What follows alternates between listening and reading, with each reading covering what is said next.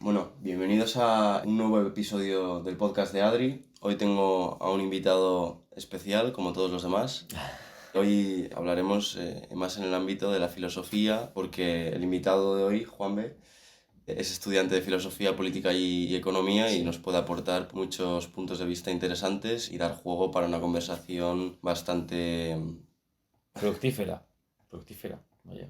Sí, bueno, pues habíamos pensado en empezar a hablar acerca de la idea que se tiene de la filosofía en la sociedad, del rol, ¿no? En la Sí, sociedad y, o sea, ¿cómo te gustaría introducir a ti la filosofía en nuestra sociedad de hoy? pues bueno, yo al final he tenido una experiencia hasta llegar a la universidad, tuve una experiencia muy parecida al resto de la gente, yo imagino en España. La historia de la filosofía se da de una forma parecida en la mayor parte de centros. No es como poner en Berlín, ¿no? Que se pone a hablar de filósofos interesantes y concretos. No, no, no, es a rajatabla, tú sigues el temario. Y bueno, y al final puedes sacar cosas valiosas dependiendo un poco del profesor, pero bueno, que la experiencia es muy parecida en muchos casos, ¿no? Y pues yo cuando llegué a la carrera, este es lo que más me gustaba del bachiller, y yo pensaba hacer filosofía solo, era lo que más me interesaba, pero bueno, tuve la oportunidad de poder intentarlo con esta carrera, filosofía, política y economía, que aparte de tener una nota de corte más alta, pues tenía más renombre. Entonces, pues yo, pues, dada la dificultad de las humanidades hoy en día, de encontrar pues, trabajo, las salidas la dificultad con las salidas, me pareció una mejor opción. Y bueno, yo llegué a la carrera pues con una idea de la filosofía muy parecida a la que me habían enseñado en el colegio, o lo que me daba la impresión de que me habían enseñado, que es una filosofía sistemática. Tú tienes tus escuelas, tus filósofos, tienes Mm. el pensamiento siempre se puede dividir en dos contrarios, ¿no? Y hay una clara evolución del pensamiento y un avance de la filosofía.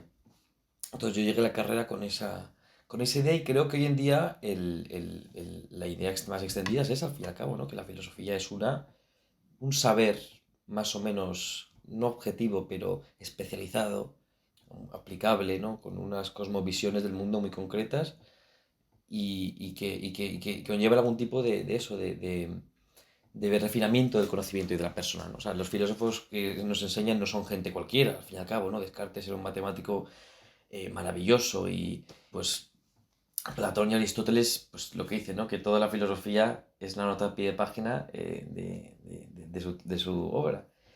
O sea, es gente extraordinaria, son personajes de una cualidad intelectual, moral no tanto, pero intelectual soberbia. Entonces, como que creo que ese estatus ha perdurado hasta hoy en día. La Mm. filosofía se ve como algo así, los filósofos Como que la rama de filosofía al final, el estándar de donde está la filosofía es gracias a estas genialidades de. Claro, eso es como se concibe.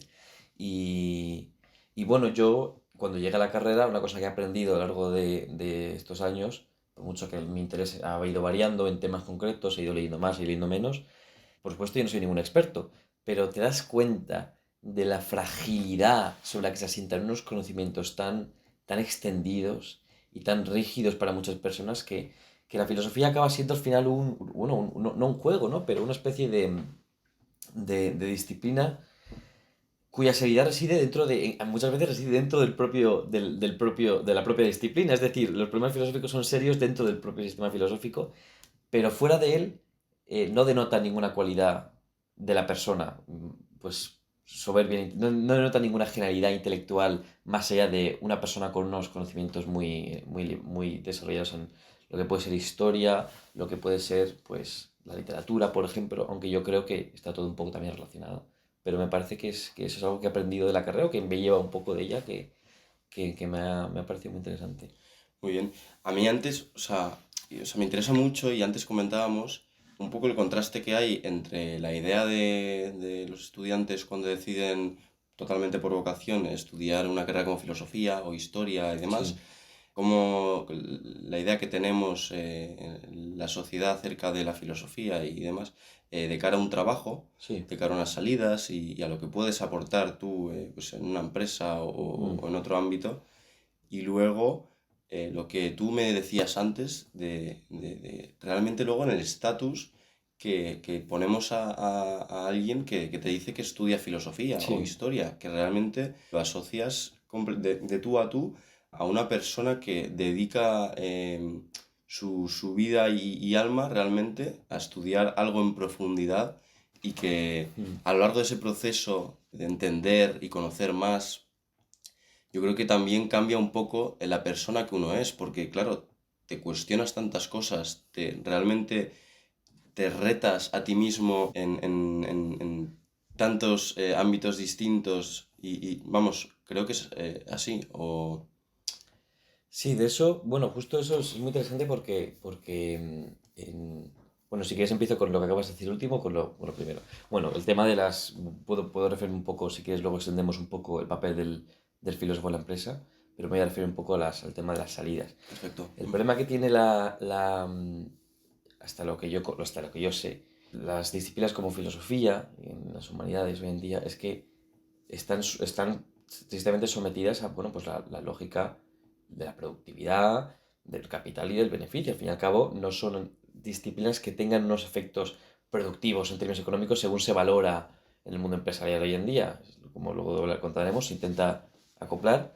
Pero, claro, entonces esa lógica también llega al propio mundo académico, en este caso de la filosofía. Un problema que hay hoy en día es que para hacer un doctorado, para poder realmente explotar esta vocación de que tanta gente se mete y tanta gente le mete curro, es que has de tener, digamos, un fondo económico que te sustente, una situación de vida suficientemente buena para poder sustentarte.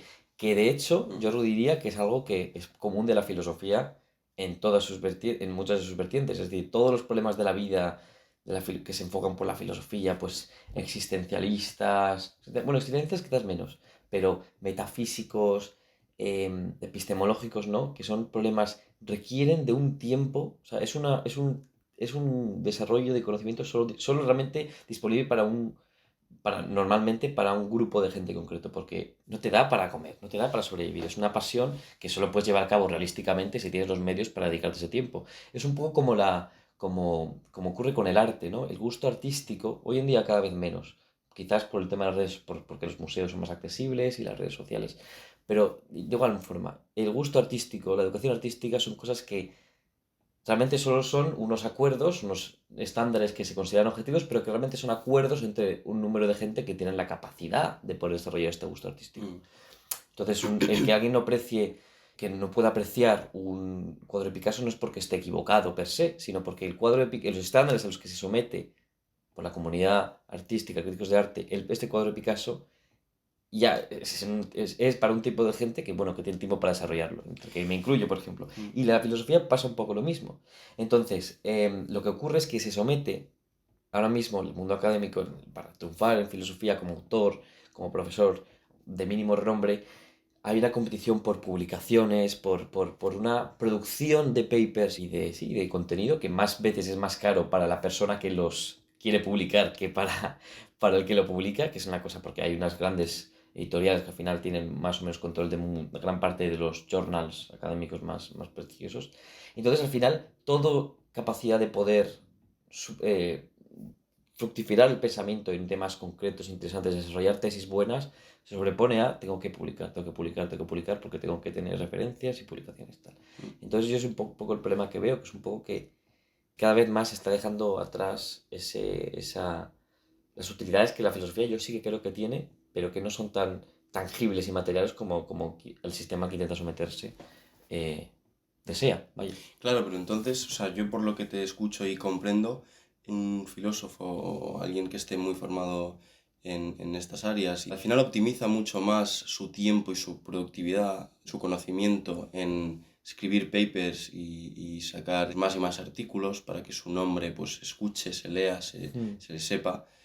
Y igual nos optimiza mucho el esparcir contenido y tal. Igual ese contenido no es tan de calidad Claro, claro, claro. como el que sería si se les valorara de otra manera.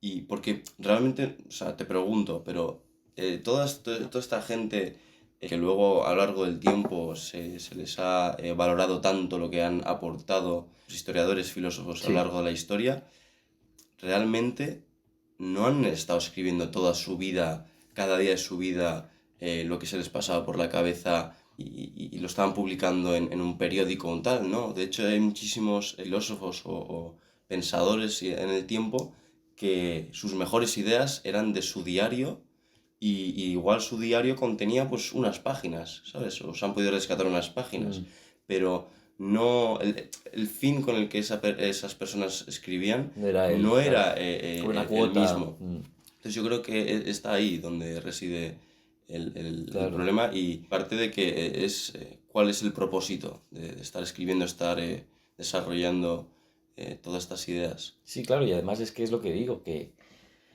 no se habla mucho de eso, pero la filosofía como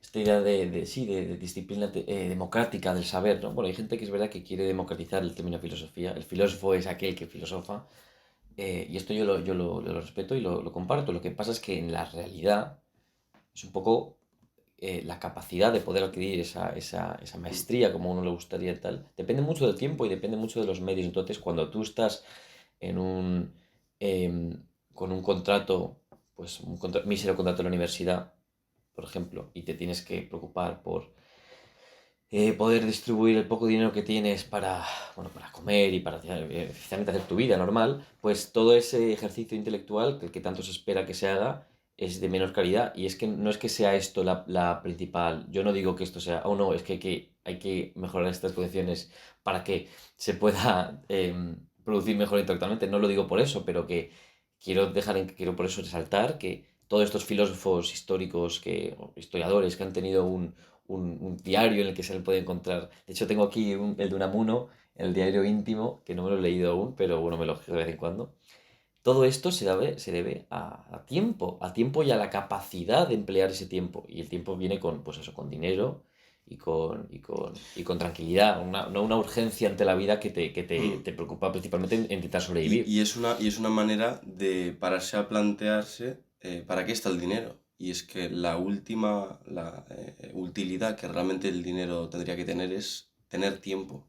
Tener cuanto más tiempo para poder uno dedicarse Claro, a esa pasión o a lo que sea que le nace de dentro realmente, pues ya sea para conocerse o para sí, conocer más de un mundo o de otro, y eso sobrepasa ya una necesidad básica de necesitar sobrevivir o esta idea de trabajo para, sino el tengo mis necesidades cubiertas. claro, claro.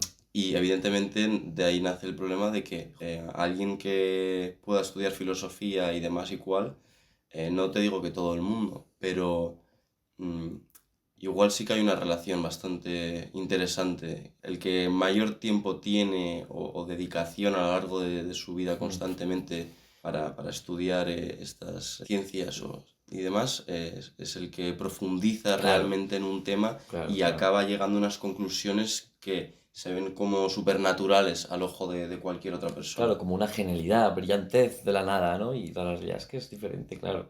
Sí, sí, habría que plantearse eso, el hecho de qué va a pasar, porque yo creo que se da una degradación de este tipo de disciplinas a lo largo del tiempo, sin las cuales yo creo que, de nuevo, su impacto se malinterpreta, porque, de nuevo, se toma como algo pues, casi divino, ¿no? El filósofo, ¿no? El ideal. Pero habría que plantearse qué haríamos sin ellas realmente si es que desapareciesen, y qué haríamos en un mundo en el que yo creo que progresivamente todos los trabajos no productivos en términos sí, en términos bueno, de generar fácilmente dinero, ¿qué pasará con eso? ¿Qué haremos con esas disciplinas que poco a poco se están erosionando cada vez más? ¿Y cuál es la solución, ¿no? ¿Cómo podemos enfocar un mundo en el que evidentemente podamos trabajar para mejorar la sociedad, pero que no todo, no solo el trabajo, lo que sirve como trabajo válido no esté solo, digamos, Mm, delimitado por unos pocos propietarios al fin y al cabo, porque es un mm. poco eso, es responder a la lógica del mercado, que al final se mueve un poco por unas puertas que no dependen de la mayor parte de la gente, sino Mm. de Igual no buscar unos siempre el pocos. progreso económico y demás, Sí, sí, sino de un poco hecho. más el progreso. Se puede decir progreso O- moral, que me parece un poco cursilada, pero sí, es un poco eso. O sea, no una idea de deberíamos. O sea, todo estos son cambios que realmente tienen fruto pues no es algo que no se puede cambiar el espíritu de la gente o algo así.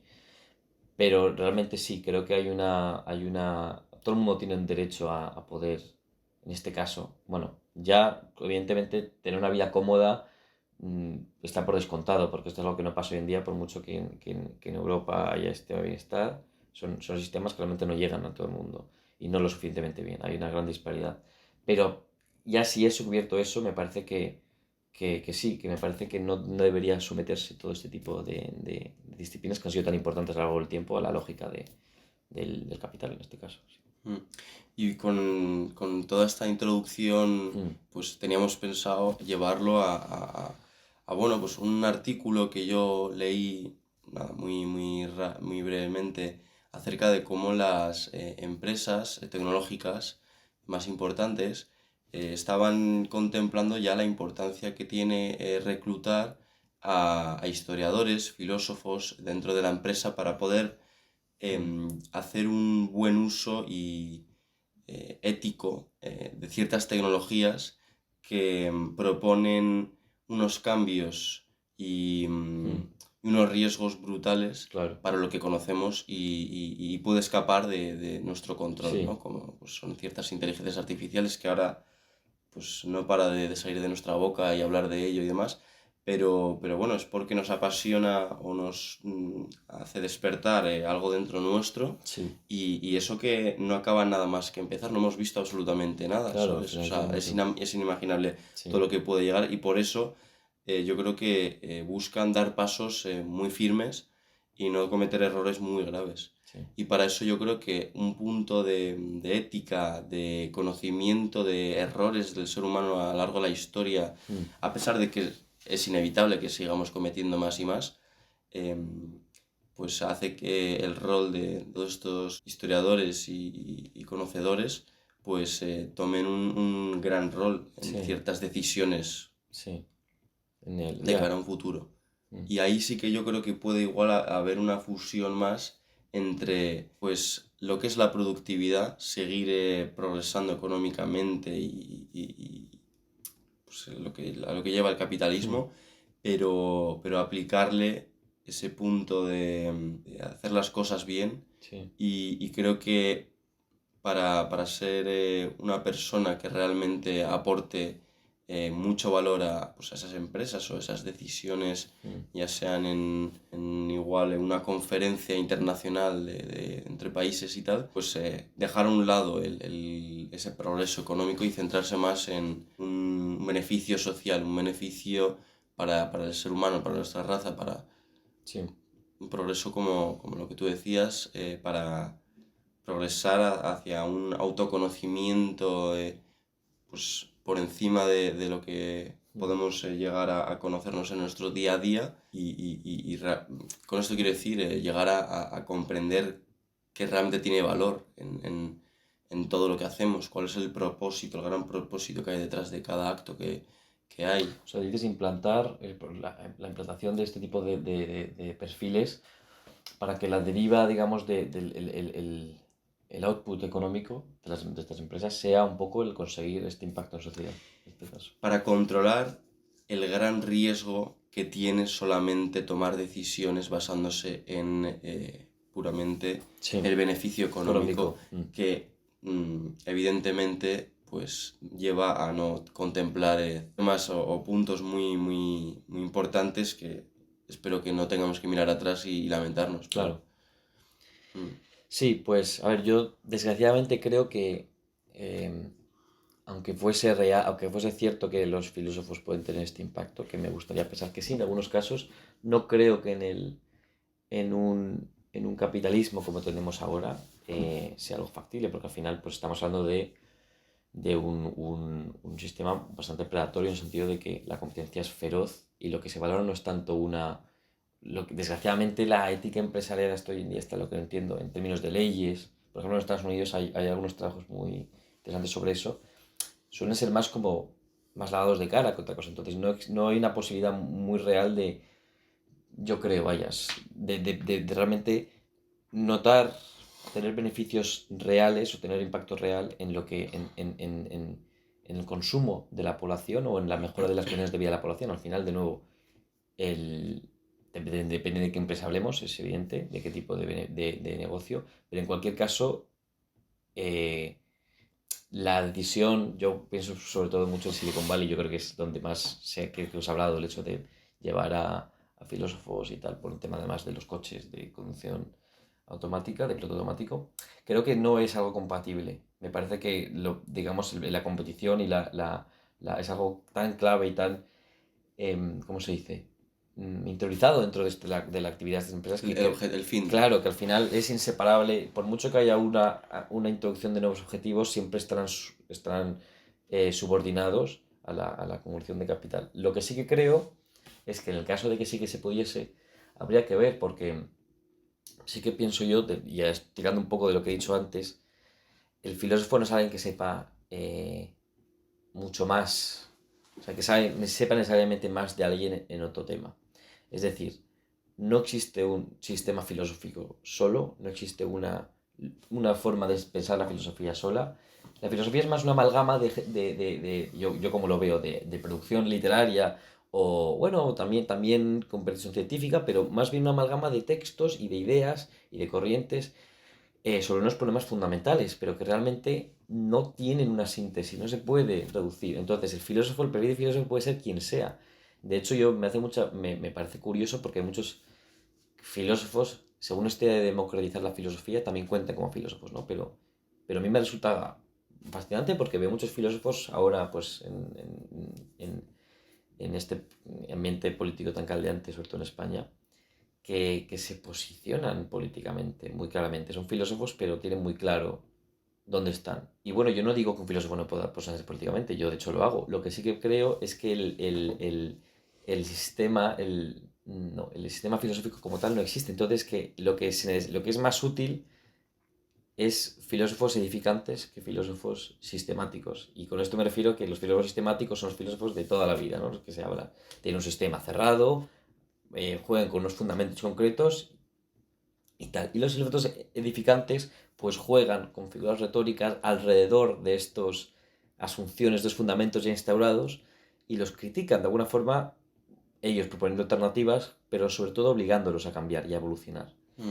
Y yo creo, sí, no, sí, No, simplemente, o sea, para yo seguirte lo mejor sí, posible, estos segundos filósofos de los que hablas intentan buscar una alternativa o romper igual unas asunciones claro, muy fuertes eso que es, ya sí, tenemos eso y es. y me parece un rol muy importante Sí, porque sí, cometemos el error de partir de unos fundamentos que damos por sentados y muchas veces intentar descubrir pues cómo se puede sí, romper ese gran claro, fundamento claro, y buscar un fundamento nuevo, claro, pues perfecciona esa base de la que sí, luego uno crece. Entonces, si solamente hubiese esa filosofía progresiva de partir de unos fundamentos mm, que das por sentado, porque este gran personaje, historiador, filósofo, pues se le ha aceptado a lo largo de tanto tiempo, pues yo voy a partir de ahí y muchas veces pues no será erróneo, claro. pero si todos hacemos eso, pues o sea, mm. me parece que hacen un gran rol. Sí, sí, sin duda. O sea,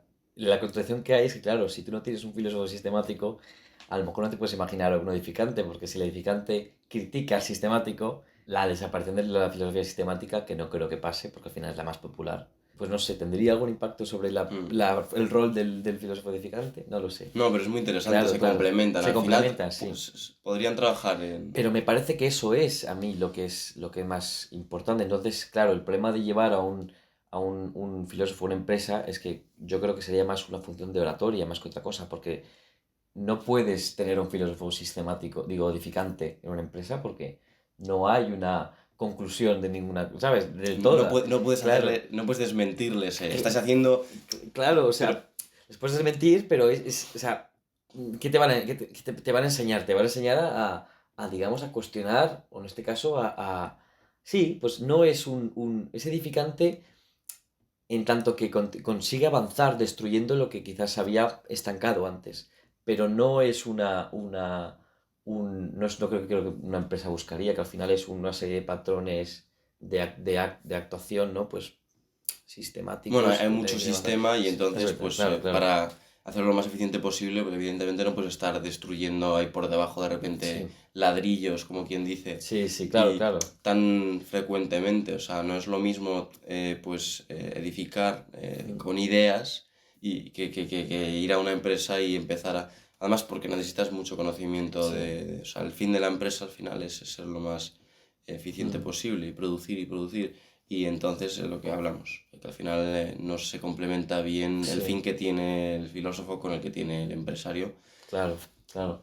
Y de hecho, esto me recuerda mucho a que, bueno, me acuerdo que hubo mucho debate el año pasado sobre el tema de la reforma educativa, porque decían que iban a quitar, como ya no iba a ser obligatoria la filosofía en la ESO, si no me equivoco. Em, y bueno, a raíz de eso hubo muchos artículos y tal defendiendo el papel de la filosofía como indispensable para la democracia. Sin la filosofía no hay democracia, todos muertos. Y a mí me hace mucha gracia porque es un poco esta idea. La filosofía, realmente lo que se enseña y lo que se enseña en la ESO y lo que tal, es la filosofía sistemática, que yo lo entiendo, es una introducción a la historia del pensamiento, pero la filosofía por sí sola no consigue nada. No consigue nada, no es un libro que te salve la vida. Joder, la de filósofos hijos de puta que ha habido y que va a haber, ¿sabes? O sea, vamos, no sé qué, no me acuerdo muy bien, pero creo que Rousseau, por ejemplo, que tiene un texto un poco, que luego lo lees y da un poquito de miedo, depende cómo lo leas, pero por las implicaciones, pero bueno, era la época que era. Pero luego en su vida real me parece que creo que con sus hijos fue bastante cabrón, entonces, y era un hombre pues completamente, pues eso, formado y tal. Y luego, pues yo que sé, el famoso ejemplo de los filósofos, de una gran filósofa como es Simone de Beauvoir, que, bueno, su trabajo ha hecho mucho bien. Ella y otros filósofos de los 70 pues también Sartre y no sé quién más. Creo que estaban a favor de eliminar la edad de consentimiento legal, ¿sabes? Entonces no te va a dar no te dice el contenido moral en todos los sentidos de una persona. Al final es gente como toda y es contingente. Entonces, si los más ilustres filósofos en así, es que todo el mundo puede serlo. Entonces la democracia no se sustenta solo porque tengamos pensamiento crítico. El pensamiento crítico yo creo que además se consigue de otras formas. Se consigue más conociendo a otras personas que leyendo sobre lo que han dicho otras personas todo el rato. Porque al final eso no te da una idea de la vida concreta. El pensamiento crítico se da cuestionando tu realidad, cuestionando, y eso a veces se da más con golpe de choque, viendo otras realidades que lo que comentábamos el otro día, que nunca te has planteado que puedan existir paralelamente a tu vida porque las ignoras, porque lo que sea, Mm. que realmente pues simplemente estudiar la Pero es filosofía. contradictorio, ¿no? El cómo realmente lo más interesante dentro de pues, una filosofía y estudiarla es cuestionar tantas cosas y claro, al final una filosofía sistemática que te implica, pues, una vez más, memorizar o Sí, saber mucho en tan poco tiempo y no cuestionar nada y demás. O sea, partir de esas bases, esos fundamentos incuestionables de estas personas y construir a partir de ahí pues o sea, se contradice mucho y luego yo creo que también pues, alrededor de toda la educación no hay un papel o no hay un incentivo, no hay, nadie se preocupa porque los estudiantes nazca de ellos cuestionarse ciertas sí, no, cosas no, no, no. y realmente es una pena porque si te das cuenta es que en cualquier clase todo el mundo prefiere quedarse callado antes de cuestionar nada o preguntar algo, pensar que algo es estúpido. Muchas veces nos quedamos callados pensando que una duda o algo que no hemos entendido del todo bien es estúpido y realmente la mayor estupidez puede ser una brillantez en el sentido de pararse a cuestionar algo. La honestidad, de admitir que no sabes algo, sí, sí, sin duda, sin duda. O sea, yo creo que también es verdad que o sea, fomentar el pensamiento crítico como tal también es un tema que depende mucho de la capacidad material, te diría yo, de cuestionar el pensamiento crítico, porque al final, de nuevo, es verdad que nosotros hemos podido, yo tengo la suerte de estar en ambientes educativos en los que eso se fomentaba, pero requiere unas circunstancias muy concretas y unos mecanismos muy claros para poder hacerlo, porque al final el colegio, como se plantea, es como no hay en el colegio no se plantea como bueno, es que preparación para la vida es muy amplio, ¿no? Pero bueno, digamos eso.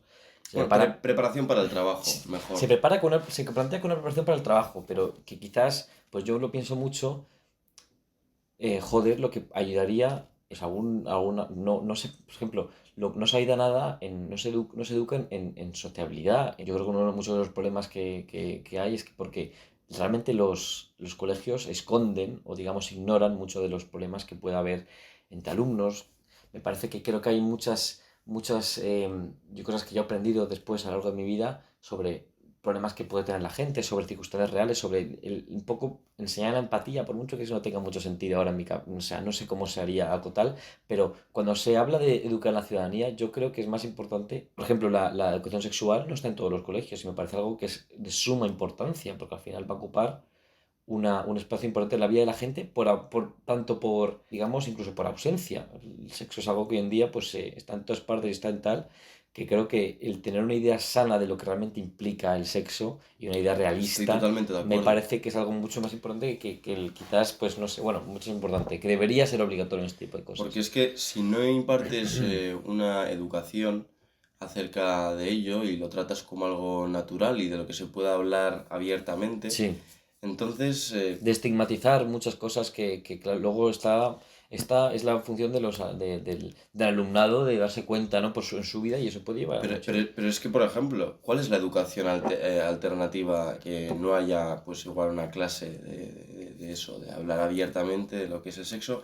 O más que eso, igual relaciones, ¿sabes? Entre sexos opuestos, Sí, ¿sabes? también, Y claro, claro. igual, y lo interesante que sería estar en una clase y entender pues cómo somos de diferentes, hombres, mujeres, cómo nos relacionamos, cómo igual entre grupos minoritarios Sí, sí, yo me parece que sería y la alternativa al final, evidentemente eso no es educación, pero es donde mucha gente aprende tiene unos primeros conocimientos cuando es adolescente de lo que es el sexo y tal horrible en un internet, sí. ¿sabes? Hablando Uf, de no por o bueno, estas claro, cosas. claro, claro. Entonces, sí, sí, me parece. Y esa es una educación feísima y que no representa absolutamente nada la realidad. Sí, porque está muy, muy estigmatizado el hablar de sexo, yo creo, cosa que debería, para mí, porque se ve como algo que es corrupto, se corrompe las mentes y tal. Me parece que ese tipo de cosas realmente nos movemos a través de unos fundamentos que no se cuestionan en las aulas porque, bueno, pues al final es materia, bueno, se puede considerar a veces en materia ideológica en muchos casos, pero me parece positivo dar la oportunidad de cuestionarlos, porque es que realmente nos movemos con unas asunciones fijas y ojo, yo no estoy diciendo que toda filosofía deba ser crítica, edificante, porque es verdad que si cuestionamos todo, pues realmente nos podemos llegar a un estado de inmovilidad, y no es lo que digo yo. Mm. Evidentemente la combinación existe, ¿no? Esta dinámica de pensamiento existe, pero hay que tener en cuenta que, primero, cómo se ha llegado a ese pensamiento, es decir, se necesitan las necesidades materiales asentadas, tener en cuenta el perfil de quien ha edificado, que ha creado ese conocimiento, y después, Claro, perdón, qué sesgos tiene claro, cada... claro, sin duda. Bueno, que eso es difícil también de probar, pero hacer un intento, ¿no? En el caso de la historia de la filosofía, pues siempre está bien. Yo me estoy leyendo un libro ahora de un manual pequeñito y siempre al final de cada apartado del autor te pone un poco, este hijo no sé cuánto, como que hay una especie de pequeña referencia sobre otra opinión disidente o una interpretación diferente de lo que dijo esta persona. No lo sé. En cualquier caso, me parece que eso, pues que la dinámica debe existir, pero evidentemente la filosofía se mueve por asunciones y a veces hay que, ¿cómo se dice? Cesar en el juicio, ¿no? Detenerlo. Pero todas las asunciones se pueden argumentar mejor o peor. Y ahí es donde viene la filosofía, donde está la función de la filosofía edificante, el reforzar esas argumentaciones de los fundamentos de nuestra realidad. Mm. Pero eso, de nuevo, todo esto creo que es bastante literatura, cosa que no le quita valor. Son metáforas, ayuda a la filosofía para mí ver con forma de metáfora social. Al final nos movemos con eso. Si nos movemos con fundamentos y asunciones, porque si no nuestra realidad no se desmorona, hay que intentar mejorarlas en la medida de lo posible.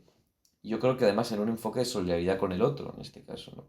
El cuestionar, digamos, siempre afrontar una conversación con solidaridad hacia una, quizás una situación o una comprensión de la situación. Solidaridad no tanto como me apiado de una persona, sino como, pues eso, un intento de entrar en su cabeza, para bien y para mal. También es verdad que yo, gente que no la considero digna me parece gente aberrante y mala persona, pero bueno, entrar en su cabeza me ayuda a quizás desmontar un poco las asunciones que puede tener. En todo caso, es un buen ejercicio en cualquier caso, ¿sabes?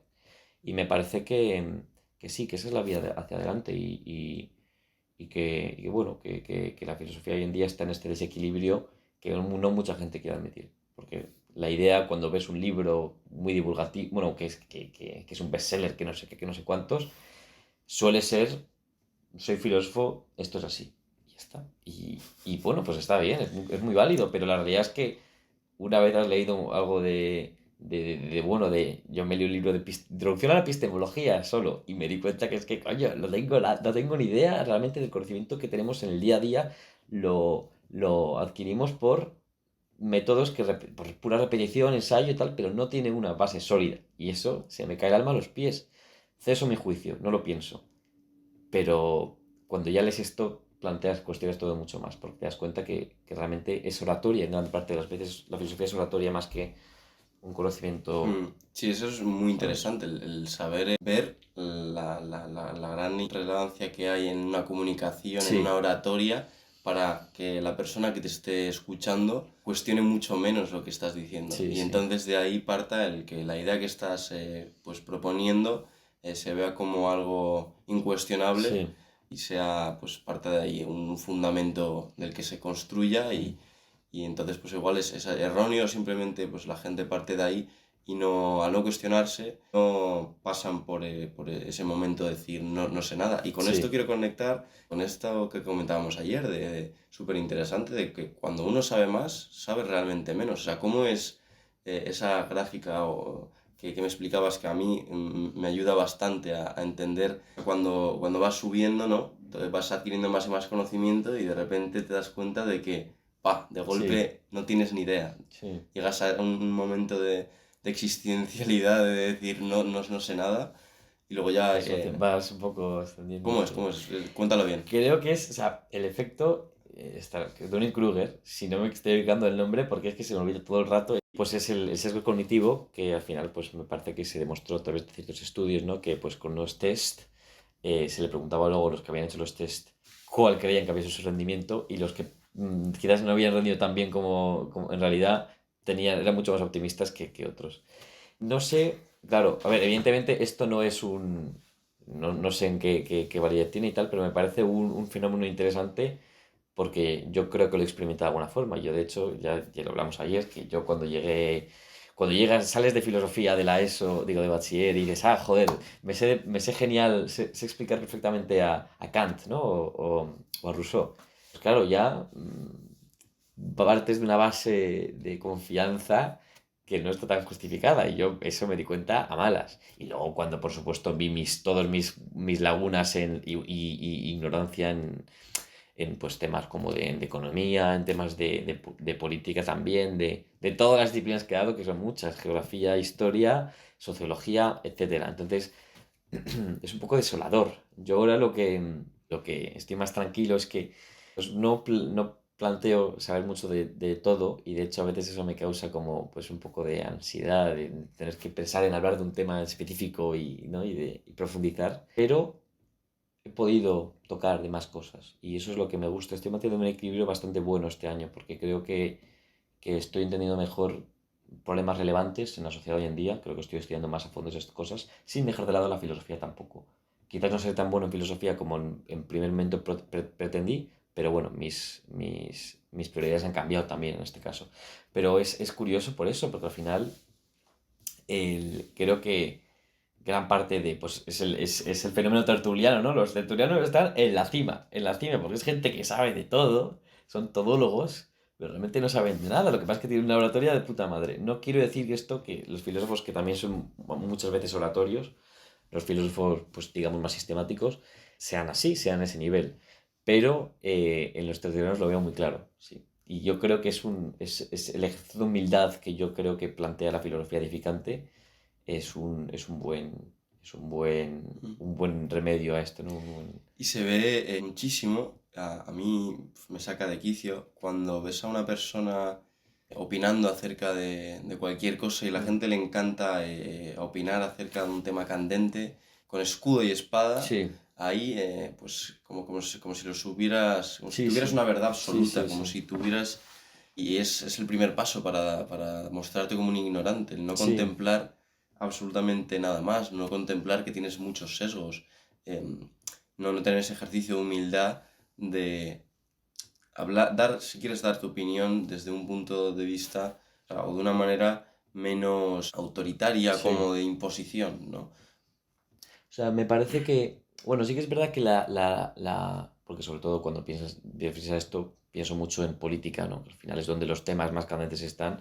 Yo sí que veo mm, normal que en las opiniones políticas a menudo se expresen pues con rabia, de forma tajante y tal. Sí que pienso, de todas formas, que, o sea, yo no creo que eso sea un problema como tal, porque la política sí que, la política en muchos casos yo sí que, yo también concibo que hay injusticias en muchos aspectos de la sociedad que si se tratan de una forma pues siempre, de nuevo, muy relativa, en el sentido de equidistante, como yo tengo esta opinión, pero soy consciente que puedo estar equivocado, pues realmente no tienen una utilidad política, una utilidad que al final el conseguir que tu mensaje cale o el tal. Lo que sí que veo es que evidentemente yo tengo opiniones sobre muchos temas que salen pues, en política y tal, pero no salto no me tiro a la piscina en cada uno de Mm. ellos, porque es que yo, aunque sea por un tema eso intento, vaya, aunque sea por un tema de miedo o de falta de confianza, no considero que pueda hablar con autoridad Vale, Creo que hay otra gente que sí, entonces ahí entiendo que haya una idea, una cuestión política más confrontativa, pero sí que pienso que, bueno, pues sí, yo es que sobre todo Twitter no es la vida real, pero bueno, pongamos Twitter como ejemplo de altavoz político, porque al final la repercusión que tiene es, yo creo que demasiado grande para el poco número de usuarios que tiene, porque en España creo que cuando tiene, no sé, a lo mejor me estoy equivocando, pero 2% o, bueno, o más, pero es muy poca gente. Yo creo que Twitter como medio de información Sí, para ciertos temas y demás sí que tendrá mucha mayor relevancia porque se optimizará mucho más la información de una manera distinta a a como la recibimos ahora sí. desde los medios y tal.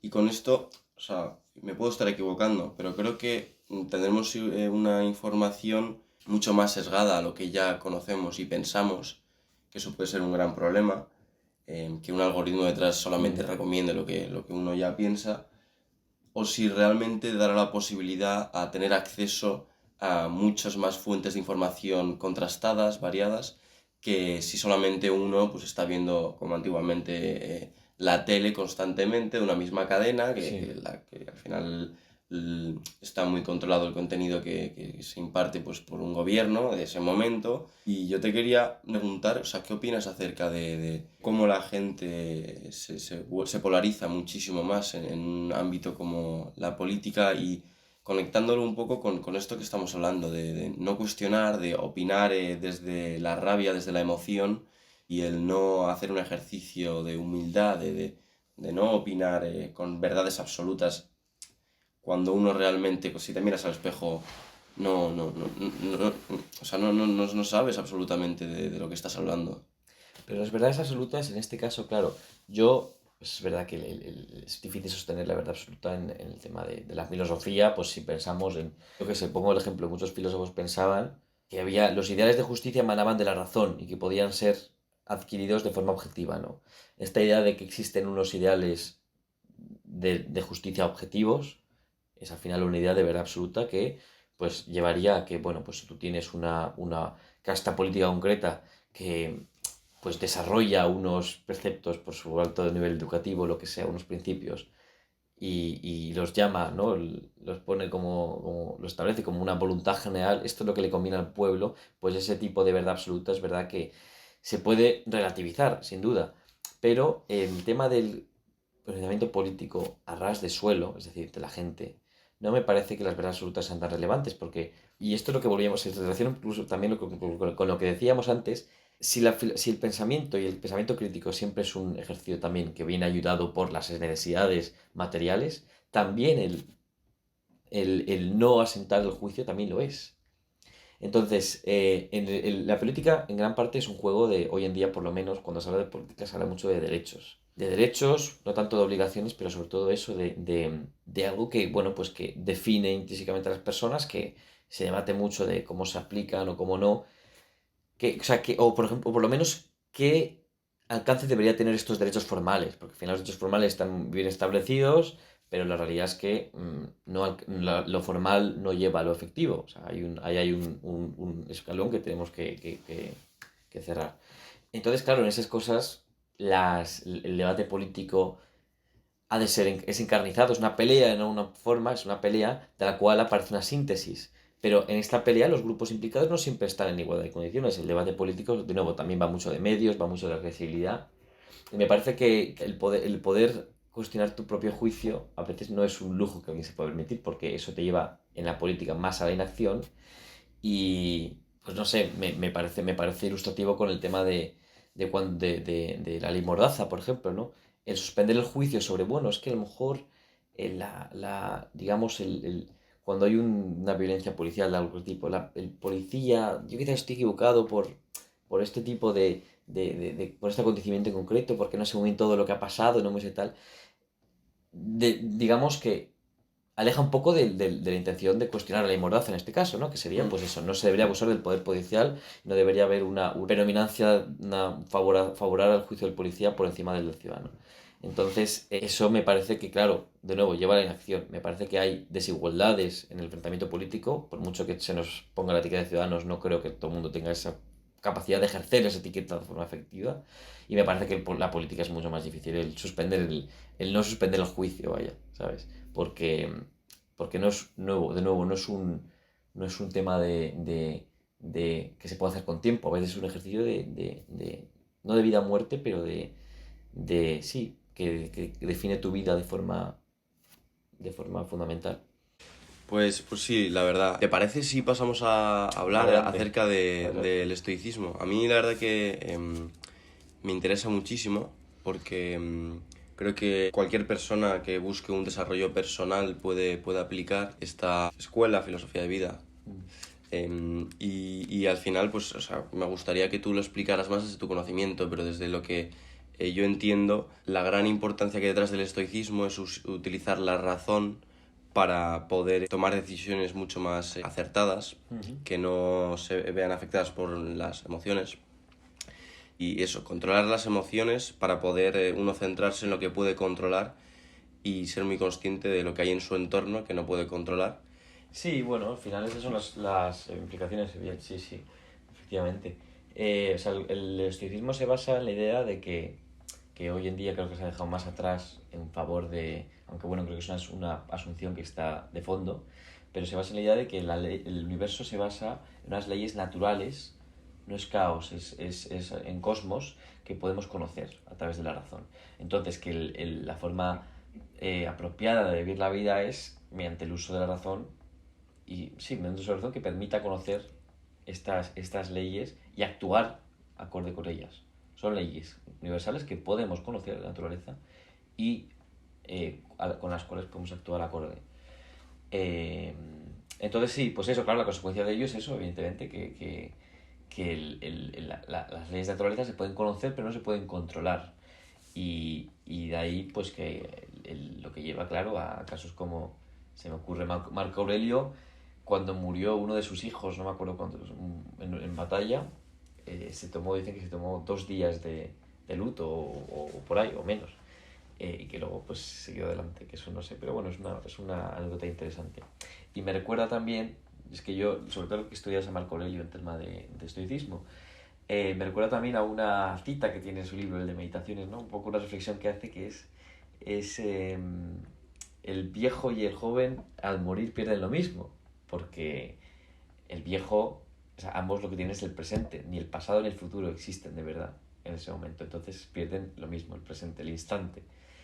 Y bueno, me parece una idea curiosa, no la comparto, pero me parece una idea muy bonita, muy interesante. Claro, o sea, no es una verdad absoluta, No, no, solamente al no. final lo que hablábamos antes, de intentar impartir pues unas frases que te hagan ser mucho más consciente de un punto que él quiere hacer, y es como poner el presente como por encima del futuro y el pasado, que ahí sí que hay una gran verdad, ¿sabes? Entre lo que puede ser el pasado y representar para una persona, pero también el saber que a partir de un presente uno puede empezar a ser otra persona Sí, y construir un futuro distinto, no ya determinado por ese pasado, y darle mucha más relevancia a lo que hay entre las dos fuerzas, que es el presente y donde uno puede actuar. Yo creo que al final la idea principal es darle la importancia y relevancia que tiene el presente, porque es donde uno puede actuar y no ni en el futuro ni en el pasado. Y al final sí, es muy interesante sí, sí. el ejemplo que da entre las edades, Claro, ¿no?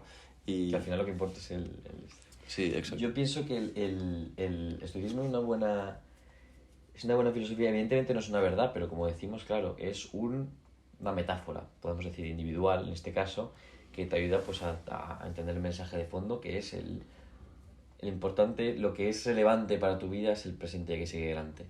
De todas formas, y esto es algo de mi experiencia personal, todos tenemos una en este caso y hay gente que le sirve el estoicismo y eso lo entiendo. A mí no sirve de mucho porque yo he podido entenderme mejor a mí mismo el presente mirando mucho el pasado. Entonces, he tenido que realmente pelearme con mi pasado y con reflexiones que he tenido y con problemas que he tenido para comprenderlos de verdad. Ha sido esa indagación en el pasado, en mis experiencias pasadas, que ha conseguido que en el presente esté más tranquilo en algunas cosas. Y eso, pues, no tampoco, a lo mejor no tiene que ser necesariamente opuesto a lo que predica el estoicismo, pero es verdad que yo creo que es algo que no se da por hecho de primeras dadas, ¿no? Entiendo, yo he intentado, creo que hay un valor en entenderse a uno mismo y eso pretende el entender el pasado, porque al final como lo que somos ahora, lo que sería también es que somos fruto de nuestro pasado, ¿no?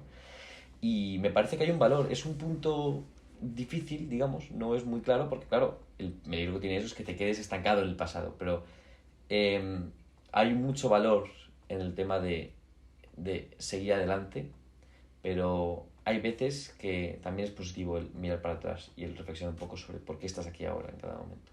Mm. Creo que es un ejercicio de... Al final es como todo. Las escuelas, este tipo de escuelas que se centran más, es ética sí, pero es a nivel individual. O sea, es más unos patrones, porque la ética puede ser más bien unos preceptos más o menos universales, o intenta, o la estudio si puede haber algún tipo de guía moral para el conjunto de la sociedad. Yo creo que al final eso es más en lo que se centra la ética, porque si no hubiese otras personas no habría ética. O sea, la ética al final es una serie de reglas de conducta y las reglas de conducta aparecen cuando aparece el resto de personas. No hay reglas de conducta en el estado de naturaleza, ¿no? Cuando el hombre está solo. Bueno, que no está solo del todo. Pero bueno, si estuviese solo en una isla desierta, no hay ética que valga ahí. La Mm. ética, como estudio de la moral, aparece cuando aparecen otras personas. Pero bueno, también hay algunas que son, pues eso, guías de conducta a nivel individual, como unos patrones, unos principios. Y el estoicismo es una de estas. Y yo creo que al final, en todo tipo de escuelas de este tipo de enfoques, lo positivo siempre es bueno considerar y sacar ciertos preceptos e ir combinándolos, ¿no? Que es algo yo que intento hacer a lo largo de mi vida, aunque sea subconscientemente. Porque no digo, vale, esto lo ha dicho este filósofo y aquí y tal, ¿no? Pero me parece que el mensaje que tiene es positivo siempre y cuando, por supuesto, se toma en cuenta en el contexto grande de las cosas, ¿no? Hay gente que no puede quizás seguir adelante y hacerse nuevo por lo que te he dicho, por temas de pasado, por unas circunstancias que no le permiten el pasar página. Hay gente que no puede olvidarse de sus tragedias pasadas porque está encerrado en un contexto en el cual todo le recuerda a su tragedia pasada, ¿no? No puede evolucionar. Al Y final, aparte del contexto es esa barrera mental tan fuerte que hay de lo que define nuestro pasado, la persona que somos nosotros, sí, y darse cuenta de que está en nuestro poder actuar en el presente para empezar a escribir pues un nuevo capítulo en ese cuaderno que vamos escribiendo nuestra historia, ¿no? Pero, y muchas veces las personas no se dan cuenta de que lo último que se pierde es como uno decide actuar, pase lo que le pase, y es al final lo que creo que imparte pues, estos filósofos como Marco Aurelio y demás, de da igual lo que la vida te eche encima, ya te pueda morir un hijo, demás, que necesitarás un tiempo igual para asimilar, sí. pero si te centras en lo que puedes hacer en ese momento y lo pones en práctica, pues puedes romper por completo esa barrera mental de me ha pasado esto y me define tanto que me quedo inválido aquí de no poder moverme ni cambiar nada. Es que me parece que si digo que el estoicismo debería ser o es más una ética restringida tanto al individuo que no debería ser quizás tampoco...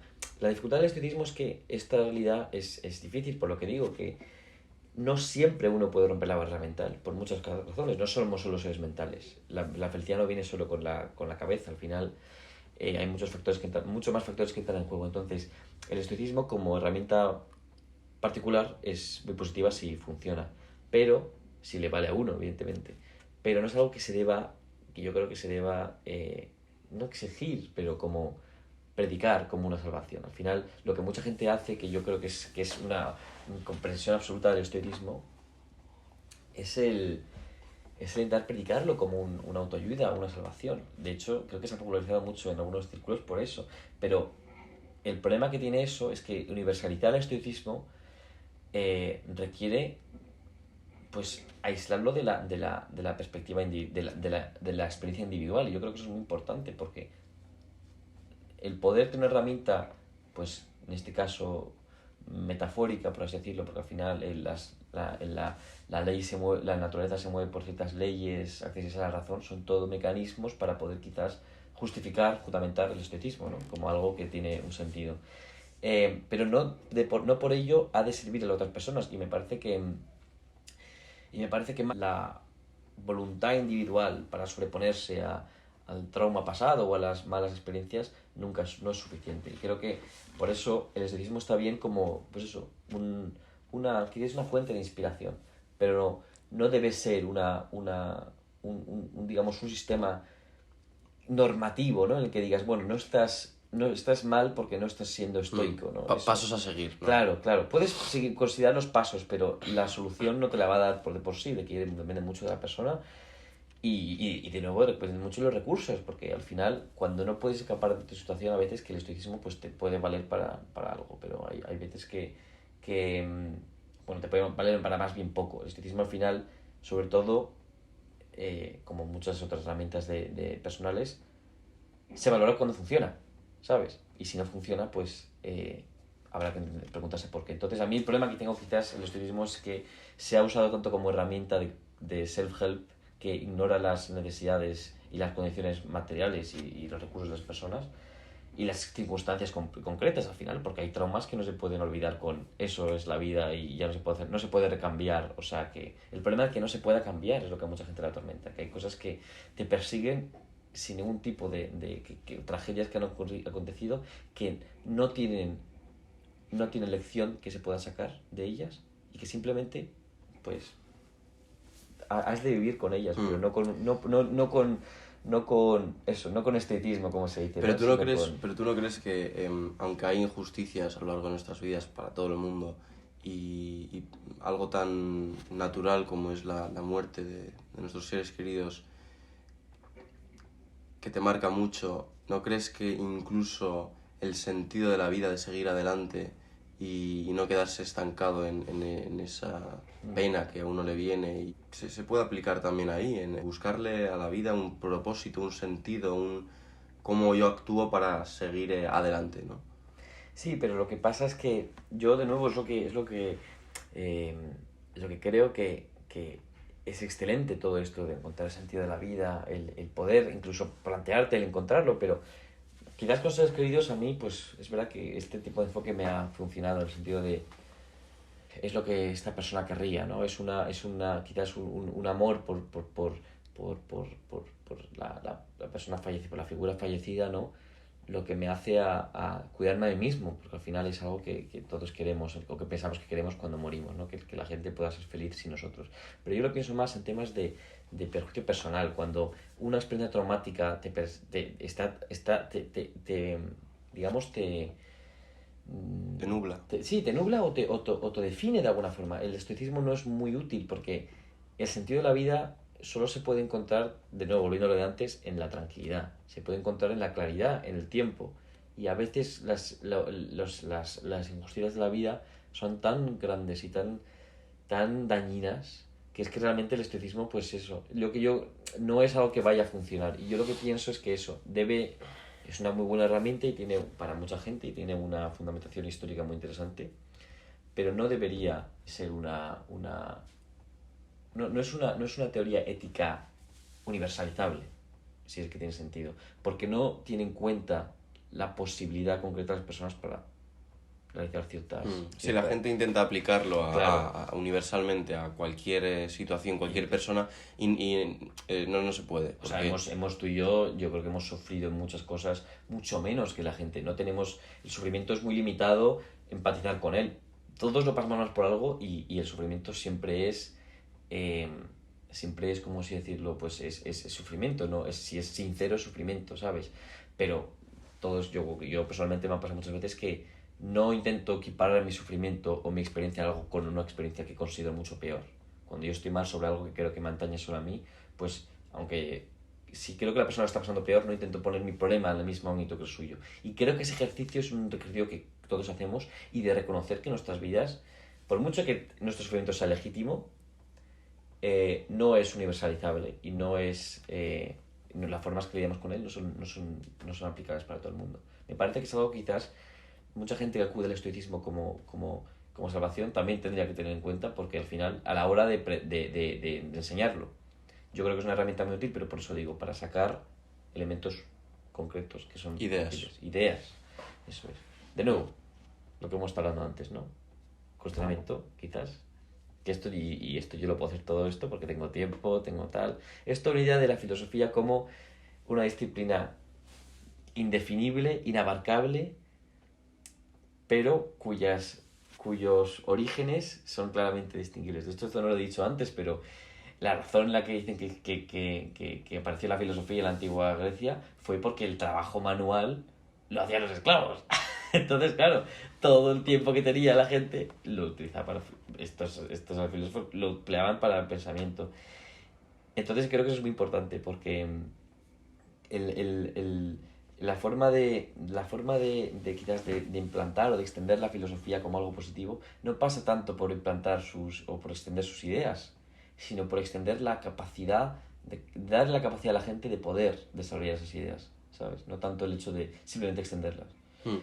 Y como hemos dicho, pues para poder desarrollar esas ideas o desarrollarte personalmente buscando una autorrealización o buscando el más allá, Sí. por así decirlo, deberías de tener tus necesidades básicas Claro, y estar claro. tranquilo. Y eso es muy poca gente la que puede llegar a tener ese tiempo, ¿no? Claro, claro. Entonces, realmente, sin entrar mucho al detalle, lo que comentábamos ayer de un ingreso básico universal que propone pues que todo el mundo tenga una renta básica, gane lo que gane, para tener necesidades básicas. Evidentemente esta idea viene de muchas otras causas, pero a mí la que me interesaba mucho es un poco la disparidad que puede generar ahora que llegan tecnologías tan disruptivas que no sabemos cómo van a afectar a esa disparidad entre la oportunidad que uno tiene teniendo acceso a estos medios de producción, por así llamarlos, Sí. tecnologías que no están no tienen acceso a todo el mundo y entonces dar la oportunidad a la gente a tener necesidades cubiertas básicas. O sea, todo esto viene porque Sí. estas nuevas tecnologías o medios de producción van a necesitar mucho menos mano de obra, ¿no? Mucho menos trabajo en cuanto a personas y tal. Y entonces habría que proponer una solución. Y lo que podría venir detrás de esto es que nuestra población se desarrollara mucho más en este ámbito de poder, como seres humanos, ser mucho más artísticos, mucho más filosóficos, pensar y entonces democratizar un poco esa idea de... Verdaderamente el pensamiento, dices. Sí, o sea, traer eso que durante toda la historia muy pocos en la sociedad han podido acceder a algo que todo el mundo podría decidir o tendría por lo menos ya tendría sus necesidades básicas cubiertas, ¿no? Y O sea, sí que pienso, sin entrar en mucho detalle, porque tampoco Sí. me quiero extender, sí que pienso que el tema de pues, un ingreso mínimo vital, en este caso, pues el problema de este tipo yo no tampoco quiero poner el foco principal, claro, hay que solucionar las necesidades de la gente, pero para que puedan pensar, no es lo que quiero decir para nada, me parece que lo que tú decías es algo que hay que tener en cuenta que esto al alcance de pocos y que hay que tener en cuenta que bajo qué circunstancias puede aparecer el pensamiento, este tipo de pensamiento. Pero ahora bien, creo que un problema importante que se ignora es que no es tanto el tema de que la gente pueda vivir cómoda, sino un tema también de desigualdad. Hay un estudio que me leí el año pasado, que refleja que por mucho que haya países en los que el umbral de la pobreza no esté en la pobreza que se llama pobreza real, la pobreza relativa causa un malestar en la gente, causa malestar, porque al final por mucho que tú creas que estemos mucho mejor que estábamos, yo que sé, en la revolución industrial, pues la realidad es que todos los mecanismos y todas las facilidades que quizás pueden tener con unos ingresos muy altos no se dan para gente que, pues, por mucho que pueda sobrevivir, vive muy mal en comparación. Entonces, ese tipo de igualdad, por mucho que ya no pensemos en países tercermundistas, bueno, países en vías de desarrollo, sigue siendo una desigualdad que es perjudicial para la gente. Entonces, ahí hay un problema mayor, yo creo, que es más que el hecho de, bueno, vamos a darle dinero a la gente que pueda quizás ahí tener tiempo para estar tranquilo y estudiar, porque me parece que eso es un mecanismo que difícilmente puede hoy en día. Al final, Eso sería una consecuencia, pero evidentemente claro, vendría sobre claro. todo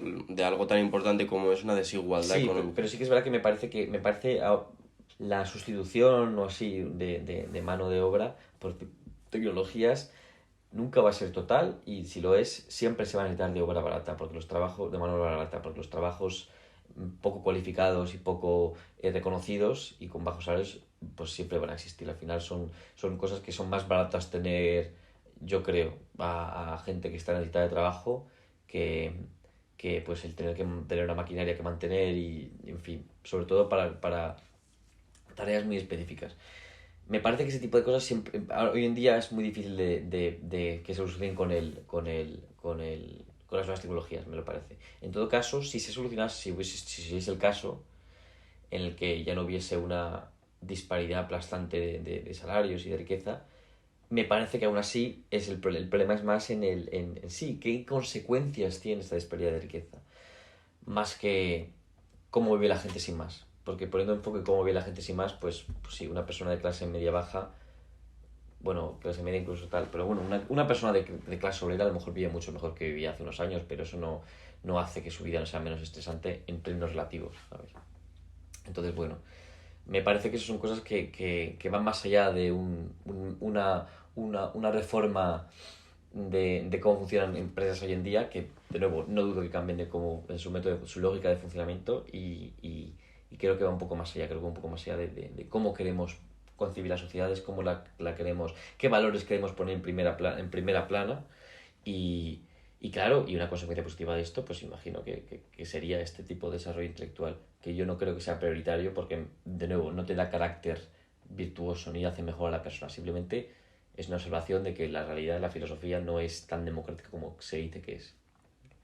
Pero ahí al final acabo de entender. A mí sí que me parece que podría desarrollar a las personas, ¿sabes? Partiendo de que no tienen unas necesidades básicas por las que preocuparse diariamente, de dar de comer o estar con calefacción o demás, sí que podrían las personas al final utilizar su tiempo libre pues o para vivir más acomodadamente o para pues desarrollarse como ser humano, como ser de querer indagar en los porqués y en todo ello. Sí, pero que digamos que primero que cuando pensamos en que, bueno, en un mundo utópico, tecnológicamente hablando, las tecnologías pueden hacer que la gente deje de trabajar, que ojalá se enfoque a eso, me parece que estamos pensando siempre en un entorno muy concreto y un estilo de vida me parece lo que tenemos ahora. Creo que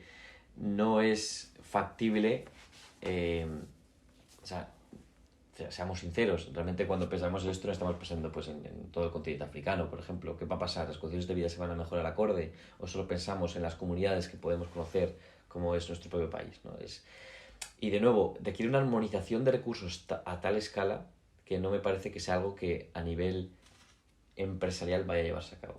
No sé si me explico, porque al final lo que se valora mucho es eso, los propietarios sí que quieren ganar dinero, no es un tema de quiere una cesión de sus fondos a una causa mayor que sí mismos, cosa que no va a pasar. Eso es lo que creo yo. Y luego, lo segundo es que, por mucho que haya, pues sí, una mayor calidad o sea, una malla fuerte de ingresos. Una cosa que sí queremos es evidentemente que la capacidad adquisitiva se mide siempre mucho en términos relativos.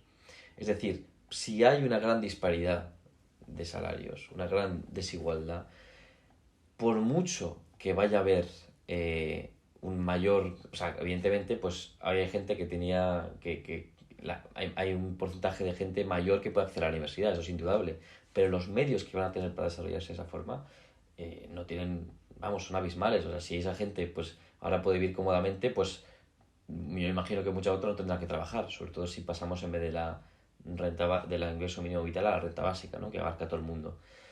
Creo que es un tema más de comunicar este tipo de cosas, dando realmente los medios y rebajando rebajando las desigualdades de alguna forma lo suficiente para poder mantener una igualdad de condiciones para el desarrollo del pensamiento, porque siempre va a haber una desigualdad de tiempo si hay una gran desigualdad de condiciones de vida, ¿sabes? Y eso al final yo creo que se nota más en términos relativos que reales, porque reales, pues sí, la gente no se muere de hambre tanto como antes, pero la pobreza aplastante se sigue notando. Y no lo sé, me parece muy ilustrativo en el caso de la universidad, porque de nuevo, la gente puede ir a la universidad y estudiarse la carrera de filosofía, pero no todos llegan a profesor, más bien poquísimos, y depende en gran medida de eso, de los medios que tengas. Yo de eso me incluyo también, porque yo soy consciente de que todo lo que he conseguido hasta ahora, en gran parte, es por mi esfuerzo, pero mi esfuerzo solo ha sido posible porque tengo un buen escalón del que partir. Si no, me olvido. Y de hecho mis oportunidades del futuro también se basan en eso. Entonces, pues eso, yo creo que es algo importante que tener en cuenta y que siempre se va a medir de forma relativa, porque por mucho que la gente ahora tenga más tiempo y más dinero para poder quizás seguir su vocación, que yo tenga más probabilidades se debe exclusivamente que yo tengo más medios para poder emplearme más el tiempo. Ellos también tendrán medios, pero nunca va a ser suficiente si la otra persona tiene muchísimos más. ¿Sabes a qué me refiero? Vale, sí. No sé muy bien lo que estoy abogando, pero me refiero, creo que un problema de este matiz no es un tema que se pueda solucionar con reformas estructurales pues tan básicas. Creo que es un cambio que abarca más cosas y me parece que eso pues a nivel empresarial no se va a dejar de perseguir beneficios. Hoy por hoy no va a haber una solución gradual de la fuerza de trabajo si eso implica una pérdida de beneficios en este caso. Pero bueno, esto así vagamente, porque ya te digo que entrar en profundidad sobre esto es otra cosa y yo Sí. no quiero sentar cátedra, es una cosa, unos pensamientos que se vienen a la cabeza, pero bueno, es algo que... Sí, no, hoy veníamos aquí a compartir pensamientos y yo creo que, bueno, aquí podemos ir dejando el podcast. La verdad que estoy muy contento de yo a poder haber venido aquí a hablar contigo. Estamos en París. París. Que iremos ahora a dar una vuelta y demás. Sí. Y hacer el podcast, poder hablar de algo que pudieras tú compartir conmigo, de lo que estudias, de lo que piensas, de lo que realmente te parece interesante. Lo bonito de hacer estos podcasts es que tú puedes pensar en unos primeros temas y luego a lo largo de la conversación pues vas compartiendo más puntos personales, ideas que igual no habías pensado antes. Y nada, estoy muy contento y por aquí lo vamos dejando. Pues así nada, que hasta la próxima. Muchas gracias.